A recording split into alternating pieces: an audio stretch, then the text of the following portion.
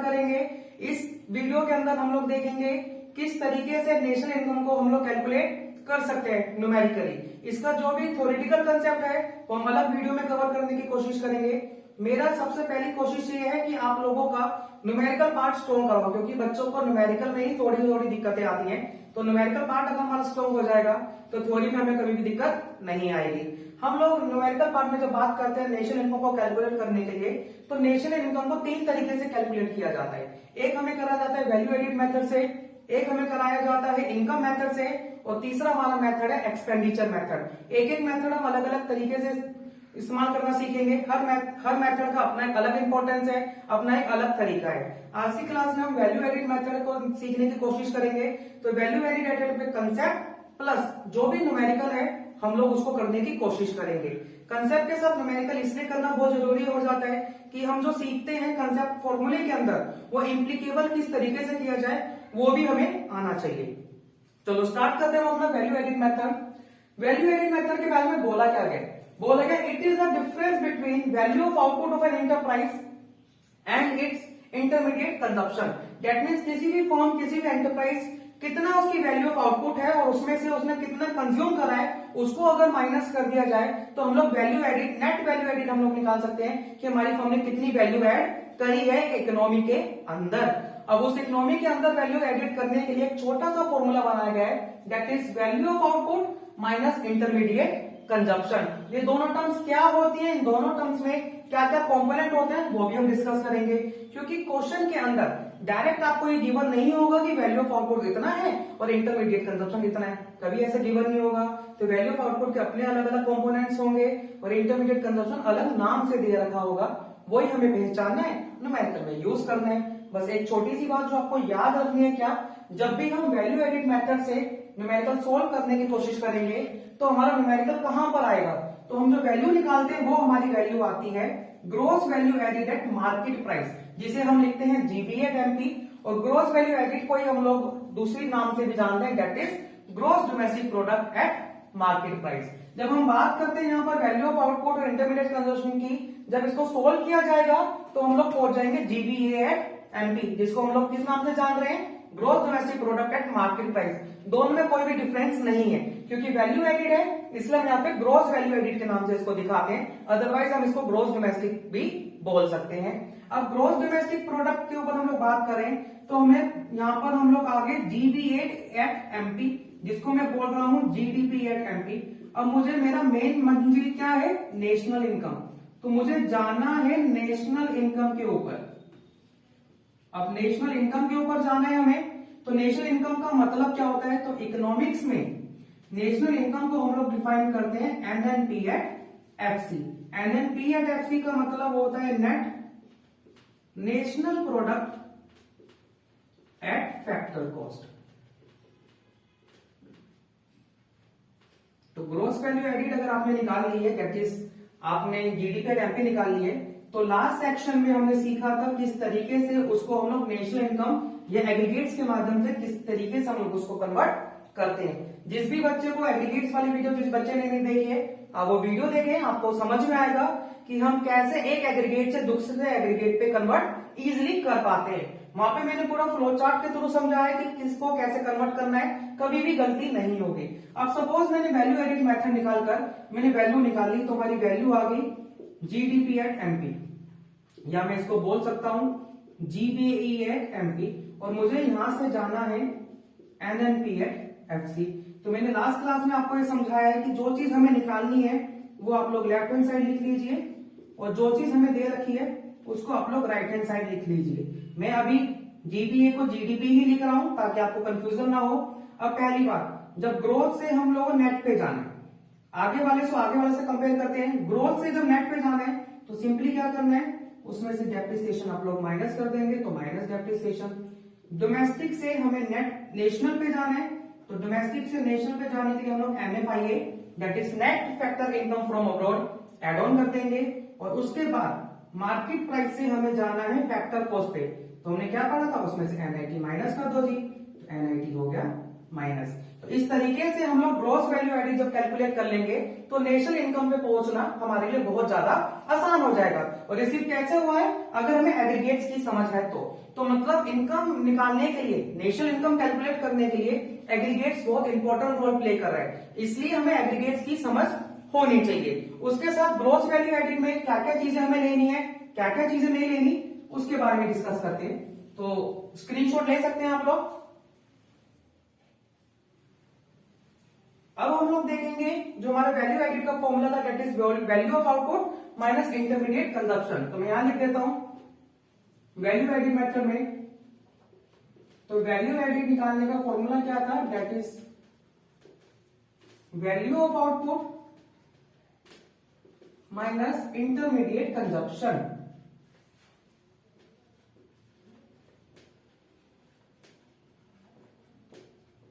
अब इसके अंदर हमें क्या क्या लेना है, क्या क्या नहीं लेना, वो एक एक करके समझते हैं ताकि हमें न्यूमेरिकल्स में कोई दिक्कत ना आए। फर्स्ट ऑफ ऑल हम लोग वैल्यू ऑफ आउटपुट निकालना सीखते हैं कि वैल्यू ऑफ आउटपुट होता क्या है।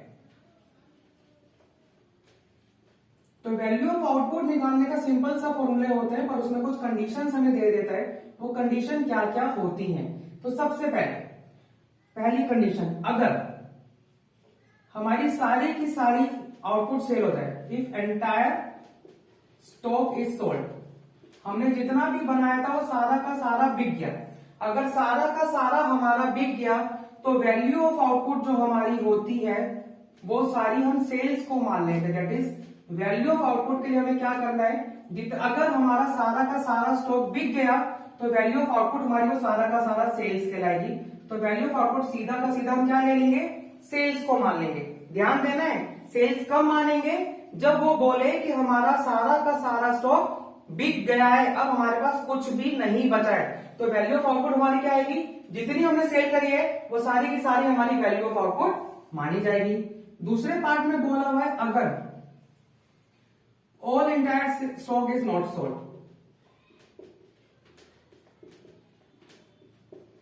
अब हमारा सारा का सारा माल नहीं बिका है, इस केस के अंदर क्या होगा, तो इस केस के अंदर बोला है कि जो वैल्यू ऑफ आउटपुट होगा वो अलग तरीके से निकलेगा। कैसे निकलेगा, तो इसके अंदर हम देखेंगे हमने कितना बेचा, दैट इज सेल्स प्लस, अब जब स्टॉक हम लोग रख रहे हैं, स्टॉक की बात कर रहे हैं कि कुछ बचा है, तो बचा दो तरीके से है, एक हमारा स्टॉक ओपनिंग स्टॉक होता है और एक हमारा होता है क्लोजिंग स्टॉक। तो यहां पर हम लोग लेते हैं sales plus change in stock. ये चीज बच्चों याद रखना, जब हमारा सारा का सारा एंटायर स्टॉक बिक जाता है तो जितनी हमारी बिक्री है, जितने में बिका है वो सारा का सारा वैल्यू ऑफ आउटपुट में ले लिया जाता है। अगर हमें बोला जाता है कि सारा का सारा नहीं बिका है तो वैल्यू ऑफ आउटपुट निकालने का फॉर्मूला चेंज हो जाता है। वहां पर सेल्स के अंदर हम लोग ये देखते हैं कितना स्टॉक हमारा बचा है। तो चेंजिंग स्टॉक कैसे निकाला जाता है, तो चेंजिंग स्टॉक निकालने का छोटा सा फॉर्मूला होता है, that is closing stock minus opening stock. इस तरीके से दिया रखेगा। तो मतलब न्यूमेरिकल में आपको सेल्स गिवन है और सेल्स के साथ ओपनिंग और क्लोजिंग भी गिवन है, तो समझ जाना यहां पर वो ये बताने की कोशिश कर रहा है कि हमारा सारा का सारा स्टॉक नहीं बिका है, हमारा कुछ स्टॉक उसके अंदर मौजूद है। तो जो सेल्स गिवन होगी उस सेल्स के अंदर हम लोग चेंजिंग स्टॉक को ऐड कर देंगे। और चेंजिंग स्टॉक निकालने का तरीका क्या है, क्लोजिंग स्टॉक में से ओपनिंग स्टॉक को आप लोग माइनस कर देना। तो ये दो कंडीशन बन गई हमारी वैल्यू ऑफ आउटपुट की। पहली कंडीशन, अगर सारा का सारा माल बिक जाता है तो जो जितने में बिका वो सारा हमारा वैल्यू ऑफ आउटपुट कहलाएगा। दूसरा, अगर हमारा सारा माल नहीं बिकता है तो जितनी हमने सेल्स करी है वो, और उसमें प्लस कर देंगे चेंजिंग स्टॉक। तो चेंजिंग स्टॉक निकालने का आसान सा तरीका, क्लोजिंग स्टॉक में से माइनस कर देंगे ओपनिंग स्टॉक। दैट मीन्स अगर न्यूमेरिकल के अंदर सेल्स के साथ साथ ओपनिंग और क्लोजिंग स्टॉक भी मेंशन किया हुआ है तो हम लोग समझ जाएंगे कि सारा का सारा स्टॉक नहीं बिका है, स्टॉक मेंटेन हुआ है। और तीसरी चीज, कभी कभार ना हमें सेल्स नहीं देता, सेल्स नहीं देगा तो वो हमें ये बताएगा कि वो आउटपुट कितने रुपए का है और मल्टीप्लाई कितनी वो आउट नंबर ऑफ यूनिट्स। तो हम लोग सेल्स आसानी से निकाल लेंगे। मतलब हमें ये बोल रहे हैं कि सेल्स के बारे में तो उसने हमें नहीं बताया, उसने बोला है कि यूनिट 10 रुपए की है और आपने 100 यूनिट बेची है, तो 10 रुपए की यूनिट है और आपने 100 यूनिट बेची है, दैट इज आपने 1000 रुपए की सेल करी है, तो सेल ना देके वो प्राइस और नंबर ऑफ यूनिट बता देगा, तो कंफ्यूज होने की जरूरत नहीं है। तो अगर वो प्राइस और नंबर ऑफ यूनिट्स बताता है, दोनों को सिंपल मल्टीप्लाई करो, कहां पे पहुंच जाओगे, सेल्स पे पहुंच जाओगे। तो सेल्स से regarding, that is value of output से रिगार्डिंग आपको कंफ्यूज नहीं कर पाएगा अगर आप इन चीजों को अच्छे से समझते हैं। तो एंटायर स्टॉक इज सोल्ड, तो that is value of output sales मानी जाएगी। अगर नहीं बिका है तो आपको क्वेश्चन में स्टॉक देखने को मिलेगा, ओपनिंग स्टॉक या क्लोजिंग स्टॉक। तो सेल्स के अंदर चेंजिंग स्टॉक को आप लोग प्लस कर दीजिएगा, तो आपकी वैल्यू ऑफ आउटपुट आसानी से निकल कर आ जाएगी। तो इस तरीके से हमारा वैल्यू ऑफ आउटपुट हम लोग कैलकुलेट करते हैं। न्यूमेरिकल पार्ट में इन चीजों को हमको देखने की कोशिश करनी है।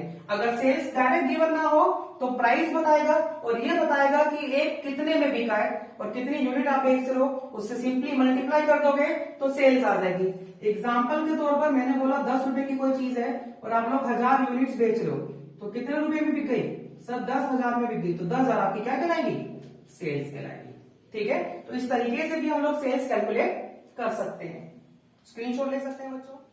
अब दूसरी चीज आती है जो फॉर्मूले में था, इंटरमीडिएट कंजप्शन। सर क्या होता है इंटरमीडिएट कंजप्शन?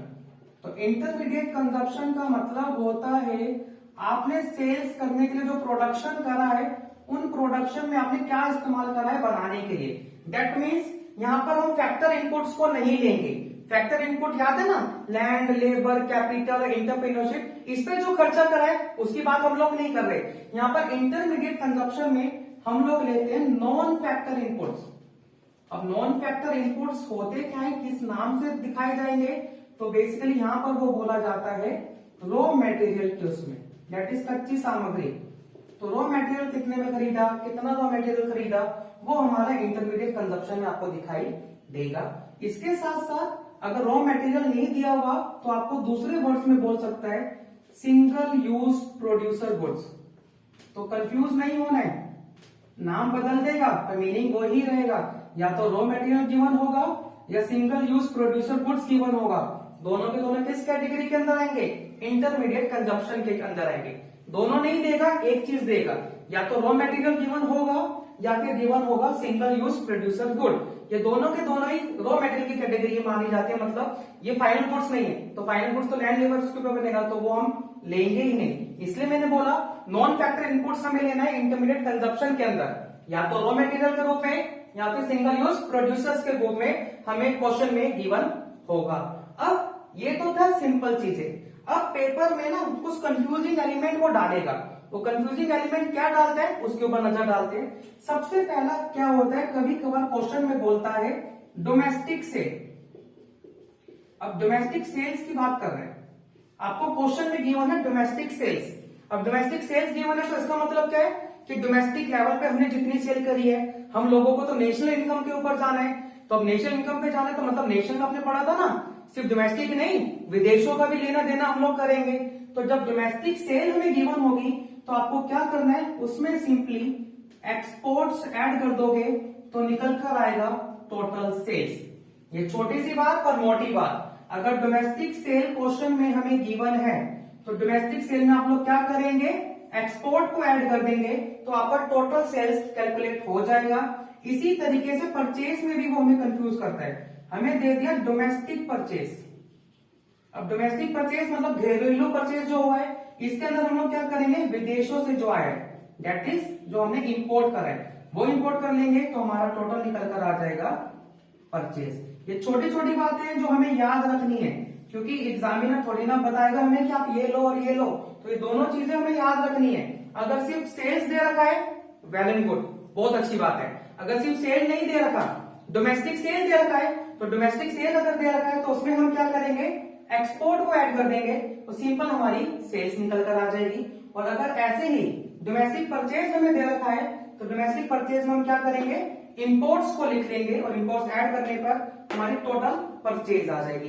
तो इन चीज पे बहुत अच्छे से आपको ध्यान देना है। अगर कंसेप्ट कंफ्यूज हुआ तो फिर न्यूमेरिकल पार्ट गलत होगा। ज्यादा कुछ नहीं है, छोटी छोटी चीजें, सिर्फ फॉर्मूला याद रखना है, value of output minus intermediate consumption. जब हम कैलकुलेट करते हैं तो हम लोग जीडीपी एट एमपी या gross value added market price पर पहुंच जाते हैं और वहां से हमें पहुंचना है नेशनल इनकम पर। हम नेशनल इनकम पर पहुंचना है तो दैट इज NNPFC, और हमें अच्छे से आता है किस तरीके से उसका हम जाएंगे। तो ये छोटी छोटी बातें जो हमें समझ में आनी चाहिए, ये अगर हम एक बार समझ गए तो फिर वैल्यू एडिड मेथड में कुछ भी नहीं है जो आपको कंफ्यूज करेगा। तो सिर्फ दो तीन चीजें जो याद रखनी है, वैल्यू ऑफ आउटपुट किस तरीके से निकालते हैं, सब कुछ बिक गया तो सेल्स मान लेंगे, अगर कुछ बचा है तो क्वेश्चन में वो स्टॉक देगा, ओपनिंग या क्लोजिंग वो देता है तो सेल्स में उसको चेंजिंग स्टॉक ऐड कर देंगे तो वैल्यू ऑफ आउटपुट आ जाएगी। कभी कभार सेल्स डायरेक्ट नहीं देता है, प्राइस देगा और यूनिट के बारे में भी बताएगा कि आपने 10 रुपए में कोई चीज बना रहे हो, 10 रुपए उसका प्राइस है, आप 1000 यूनिट ऐसे दिन में बेचते हो, कितना बेचा, वह 10,000 रुपए का बेचा, तो वो हमारा आ गया सेल्स। और फिर मैंने बोला सेल्स के वो डोमेस्टिक सेल्स भी दे सकता है। कभी क्वेश्चन में डोमेस्टिक सेल गिवन है तो वहां पर वो एक्सपोर्ट जरूर देगा, ढूंढना है एक्सपोर्ट है या नहीं है तो ऐड कर देंगे, नहीं है तो फिर जबरदस्ती थोड़ी ना ऐड करेंगे, फिर हम कुछ नहीं करेंगे, सीधा मान लेंगे। तो डोमेस्टिक सेल डोमेस्टिक परचेज दे रखा है तो थोड़ा हमें ज्यादा अच्छे तरीके से देखना है। स्क्रीनशॉट ले सकते हो आप लोग। चलो बच्चों, अब इसके ऊपर एक हम न्यूमेरिकल देखते हैं। न्यूमेरिकल में हमें क्या क्या गिवन है, न्यूमेरिकल में सबसे पहले गिवन है डेप्रिसिएशन 40, डोमेस्टिक सेल 400। अब जैसी डोमेस्टिक सेल आया दिमाग में बजनी चाहिए घंटी, भैया डोमेस्टिक सेल के साथ भैया ने एक चीज बताई थी एक्सपोर्ट गिवन होगा जी, गिवन है तो ये दोनों एक साथ इंक्लूड करे जाएंगे। फिर चेंजिंग स्टॉक गिवन है और सिंगल यूज प्रोड्यूसर गुड, याद है ना सिंगल यूज प्रोड्यूसर गुड का मतलब क्या था, दैट इज इंटरमीडिएट कंजप्शन। ये हमें क्वेश्चन गिवन है और हमें कैलकुलेट करना है gross value added at market price. जैसा कि हमने वैल्यू एडिड मेथड में सीखा था, जब हम न्यूमेरिकल सॉल्व करते हैं हम लोग gross value added at market price ही निकालते हैं और वो ही इसने हमें निकालने को बोला है। तो that is gross value added at market price का फॉर्मूला क्या हो गया, value of output minus intermediate consumption. तो वैल्यू ऑफ आउटपुट हमारी क्या है, तो वैल्यू ऑफ आउटपुट में मैंने क्या बोला, डोमेस्टिक सेल हम लोग ले लेंगे, मैं चलो पूरा करके बता देता हूं। That is value of output का हमने कॉलम बनाया और वैल्यू ऑफ आउटपुट में मैंने लिया डोमेस्टिक सेल्स, और डोमेस्टिक सेल के साथ साथ मुझे क्या लेना है, क्योंकि ये नॉर्मल सेल नहीं है ये डोमेस्टिक सेल है, इसमें मुझे ये भी बताना है मैंने विदेश में कितना भेजा, दैट इज क्या ऐड करना पड़ेगा सर, एक्सपोर्ट्स ऐड करना पड़ेगा। तो डोमेस्टिक सेल्स हमारी कितने की हुई है 400, एक्सपोर्ट हमारा कितने का हुआ है 20, दैट इज हमारा आ गया 460। इस तरीके से हमारा आ गया वैल्यू ऑफ आउटपुट। अब वैल्यू ऑफ आउटपुट सिर्फ ये आया है और वैल्यू ऑफ आउटपुट में अभी सिर्फ सेल्स जोड़ी है। अब हमें क्या क्या दे रखा है, नेट चेंजिंग स्टॉक भी दे रखा है, तो दैट मीन्स इसके अंदर हमें क्या ऐड करना पड़ेगा, नेट चेंज इन स्टॉक। क्योंकि मैंने आपको क्या बताया था, अगर सेल्स गिवन है और कुछ नहीं बोलता तो सेल्स मान ली, पर यहाँ पर स्टॉक के बारे में गिवन है, अगर स्टॉक गिवन है तो इसका मतलब हमारा सारा का सारा आउटपुट नहीं बिका है, कुछ आउटपुट बचा भी है। अब जितना बचा है उसको हम लोग प्लस कर देंगे, तो दैट इज जो हमारा 400 प्लस 20, इसमें प्लस कितना करेंगे, जो चेंज इन स्टॉक है दैट इज -20, तो ये हमारा आ गया 400 प्लस 20 माइनस 20, तो कुल मिलाकर आ गया 400। ये हमारा आ गया वैल्यू ऑफ आउटपुट। अब वैल्यू ऑफ आउटपुट हमारा आ गया, इसमें से सिर्फ इंटरमीडिएट कंजप्शन माइनस कर देंगे तो हमारा वैल्यू एडिड आ जाएगा, तो that is gross value added at market price. Value of output हमारी अब कुल निकल कर आ गई है 400, इसमें से माइनस कर देंगे सिंगल यूज प्रोड्यूसर्स गुड, क्योंकि भैया यही तो है इंटरमीडिएट कंजप्शन, तो ये आ गया हमारा 240, माइनस करेंगे तो कितना आ गया 160, तो हमारा gross value added at market price कितना आ गया 160। सिंपल सा न्यूमेरिकल, कुछ ज्यादा मेहनत नहीं करनी पड़ी। ये मैंने बोला था अगर हमें ईच एंड एवरी टर्म समझ में आती है तो जो एग्जामिनर निकलवाएगा हम बहुत आसानी से उसको निकाल के दिखा सकते हैं। इसमें ध्यान क्या रखना था, डोमेस्टिक सेल थी तो डोमेस्टिक सेल के साथ एक्सपोर्ट ऐड करना था, मैंने कर दिया। उसके साथ मैंने ध्यान दिया अरे चेंजिंग स्टॉक भी है तो वो भी हमें ऐड करना पड़ेगा, तो वो भी ऐड कर दिया। भैया माइनस में था तो माइनस ही ले लिया हमने, तो सोल्व करा तो आ गया 400, उसमें से इंटरमीडिएट कंजप्शन मैंने माइनस करा 240, मेरा gross value merit market price आ गया 160। स्क्रीनशॉट ले सकते हैं आप। देखिए दोस्तों, अब हम करते हैं एक और न्यूमेरिकल। इस न्यूमेरिकल में हमें दे रखा है डेप्रिसिएशन 3, रॉ मटेरियल 6, सेल्स दे रखा है 25, चेंज इन स्टॉक दे रखा है -2, और टैक्स दे रखा है 1। हमें कैलकुलेट करने को बोला है net value added at factor cost. कोई बात नहीं, हमें कुछ भी कैलकुलेट करने को बोले, मुझे ये पता है जब मैं वैल्यू एडिड मेथड से कैलकुलेशन करूंगा तो मैं कहां पर आऊंगा सर, मैं आऊंगा gross value added at market price पे। यहां से फिर मैं जाऊंगा नेट वैल्यू एडिड के ऊपर। तो मेरा पहला स्टेप होगा gross value added at market price calculate करेंगे। तो इसको कैलकुलेट करने का फॉर्मूला क्या था? फॉर्मूला था value of output minus intermediate consumption. अब एक एक करके सारी वैल्यूज देखते हैं। तो सबसे पहले मैं निकालता हूं वैल्यू ऑफ आउटपुट। अब वैल्यू ऑफ आउटपुट कैसे कैलकुलेट होगा? तो हमें यहां पर वैल्यू ऑफ आउटपुट के लिए दे रखा है सेल्स, तो सेल्स ले लेंगे। अब सेल्स के साथ इसमें चेंजिंग स्टॉक भी बोला हुआ है, तो ये भी लेंगे प्लस चेंज इन स्टॉक। इन दोनों को अगर आप सोल्व करेंगे तो हमारा वैल्यू ऑफ आउटपुट आएगा। तो सेल्स है 25 प्लस चेंज इन स्टॉक दे रखा है माइनस का 2, तो डेट इज 25 माइनस 2, कुल मिलाकर आ गया 23। ये आ गया हमारा वैल्यू ऑफ आउटपुट। अब जीबी एंड एमपी हम लोग अगर कैलकुलेट कर रहे हैं तो मेरा वैल्यू ऑफ आउटपुट तो आ गया 23 माइनस इंटरमीडिएट कंजप्शन, और वो हमें क्या दे रखा है? Raw material. ये हमारा है इंटरमीडिएट कंजप्शन, कितना 6, कितना निकल के आ गया? ये 17, ये हमारा निकल कर आ गया 17। अब मुझे ये मेरा वैल्यू एडिड मेथड से gross value added at market price निकल कर आ गया। अब मुझे निकालना था क्वेश्चन में net value added at factor cost. कोई दिक्कत नहीं है, डोमेस्टिक हो या वैल्यू हो सब सेम चलेगा। हम लोग कहां पर है? Gross value added at market price. तो देखो मुझे ग्रोस से कहां पे जाना है? नेट पे। तो ग्रोस से नेट पे जाना है तो कहां होगा? डेप्रिसिएशन माइनस करा जाएगा। और एमपी से जाना है एफसी के ऊपर, तो क्या करेंगे? माइनस करेंगे नेट इनडायरेक्ट टैक्स। समझ में आ गया? हाँ जी बिल्कुल जी आ गया। तो हम क्या करेंगे? Net value added at factor cost निकालने के लिए जो gross value added market price में दे रखा है उसमें से माइनस करेंगे डेप्रिसिएशन और माइनस करेंगे नेट इनडायरेक्ट टैक्स। तो ग्रोस वैल्यू एडिड कितना दे रखा है? 17 माइनस डेप्रिसिएशन कितना दे रखा था? 3 minus NIT net indirect tax, सिर्फ टैक्स की 1 है तो टैक्स ही माइनस कर देंगे कितना? 1। तो 70 में से 4 गए, कितना आ गया? 13। तो हमारा निकल कर आ गया net value added at factor cost 13। अब जिस बच्चे को कंफ्यूजन हो रही है बार बार कि ग्रोस से नेट पे कैसे जा रहे हो, एमपी से एफसी पे कैसे जा रहे हो, तो इसके लिए आपको एग्रीगेट्स की समझ होनी चाहिए, जो मैं प्रीवियस वीडियो में बता चुका हूं। तो ये है हमारा सेकंड न्यूमेरिकल जिसमें हमने देखा कि रॉ मटेरियल दे रखा था तो इंटरमीडिएट कंजम्पशन आ गई, डेप्रिसिएशन का कैसे हमने यूज करा, सेल्स और चेंज इन स्टॉक में हमने कैसे एड ऑन करके वैल्यू ऑफ आउटपुट निकाला। इस तरीके से आपको वेरियस न्यूमेरिकल्स देखने को मिलेंगे वैल्यू एडिड मेथड पे। आपको क्या करना है? जस्ट वो न्यूमेरिकल को सोल्व करने की कोशिश करो। किसी भी न्यूमेरिकल में कहीं पे भी कोई दिक्कत आती है तो आप प्लीज कमेंट बॉक्स में उस न्यूमेरिकल को बताइए, मैं आपको उसको सोल्व करने में मदद करूंगा। तो होपफुली जो आज हमने वीडियो में सीखा आपको समझ में आया होगा। अगर आपको वीडियो अच्छी लगे तो प्लीज हमारी वीडियो को लाइक करें और चैनल को सब्सक्राइब करें। Thank you and have a nice day.